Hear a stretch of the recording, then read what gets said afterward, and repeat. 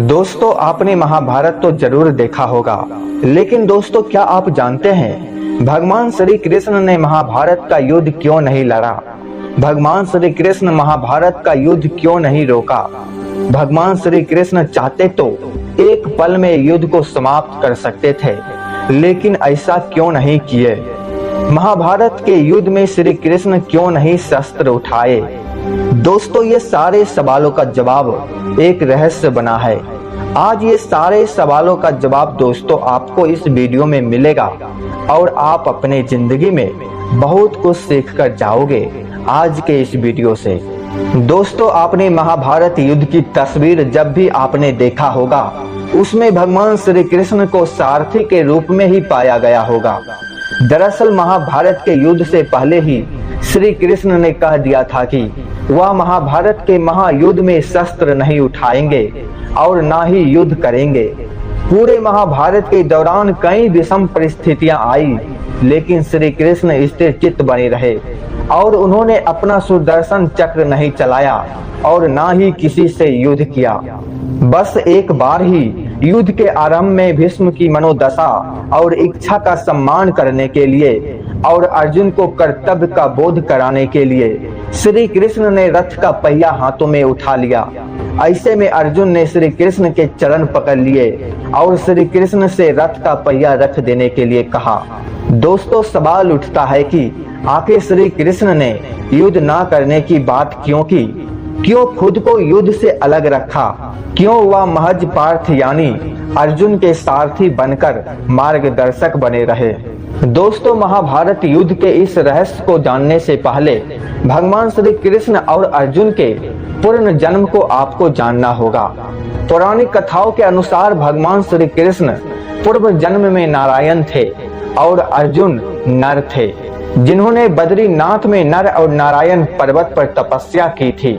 नारायण और नर दोनों ही भगवान विष्णु के अंश से ही उत्पन्न हुए थे, क्योंकि उस समय सूर्य भगवान के एक असुर भक्त दमोदर्भ ने सूर्य देव की तपस्या करके उनसे 1000 कवच का वरदान मांग लिया था। इस कवच के साथ ही यह भी शर्त थी कि 1000 साल तपस्या करने के बाद ही कोई इस कवच को तोड़ सकता था और जो भी इसे तोड़ेगा वह स्वयं भी मर जाता। इस वरदान को पाकर दमोदर्भ अपने आप को अमर मान बैठा था और देवताओं और मनुष्य पर अत्याचार कर रहा था। दोस्तों, नर और नारायण को दमोदर्भ ने युद्ध के लिए ललकारा।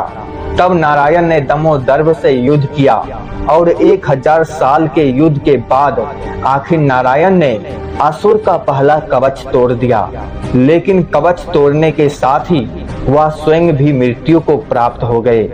तब नर ने उन्हें महामृत्युंजय मंत्र से जीवित कर दिए और दमोदर्भ से युद्ध करना आरंभ किए। यह युद्ध भी 1000 साल चलता रहा और नर ने असुर का दूसरा कवच तोड़ दिया।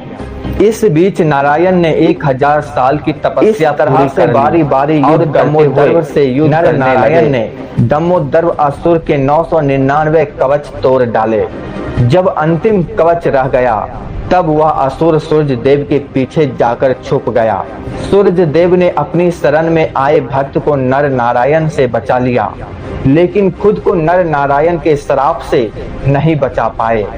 नर नारायण ने सूर्य देव से कहा कि आपका यह भक्त द्वापर में आपके अंश से उत्पन्न होगा और तब आपको अपने पुत्र की मृत्यु का शोक भोगना पड़ेगा। सूर्य देव का वह असुर भक्त ही द्वापर में कर्ण हुआ, जो सूर्य के अंश से कवच कुंडल के साथ उत्पन्न हुआ था।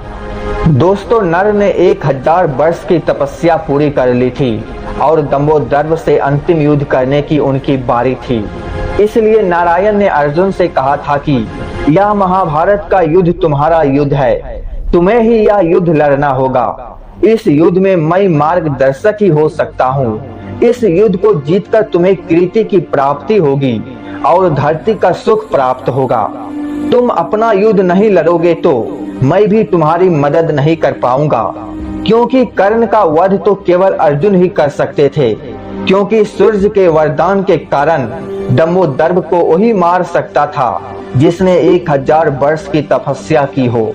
और कर्ण अगर जीवित रह जाता तो महाभारत युद्ध पांडव नहीं जीत पाते। इसलिए श्री कृष्ण ने अर्जुन को युद्ध करने के लिए कहा और स्वयं पार्थ के सारथी बने रहे। दोस्तों, महाभारत युद्ध में भगवान श्री कृष्ण स्वयं युद्ध न करके अर्जुन से युद्ध कराने के लिए आगे किया। इसके पीछे एक रहस्य यह भी है कि दोस्तों, भगवान कहते हैं कि मैं तो मार्गदर्शक हो सकता हूँ, बुद्धि रूपी रथ का सारथी हो सकता हूँ, लेकिन हर व्यक्ति का जीवन में अपना अपना युद्ध होता है और जो अपना युद्ध स्वयं नहीं लड़ सकता है, भगवान भी उसकी मदद नहीं कर सकता है। इसलिए हमेशा यह समझना चाहिए कि जब युद्ध हमारा है तो यह हमें ही लड़ना होगा। ईश्वर हमारे बदले आकर युद्ध नहीं लड़ेंगे। अगर सत्य की लड़ाई करेंगे तो ईश्वर सारथी बनेंगे और अगर असत्य की ओर से युद्ध करेंगे तो वह आपके सारथी भी नहीं बनेंगे और फिर कौरवों की तरह विनाश होना तय है।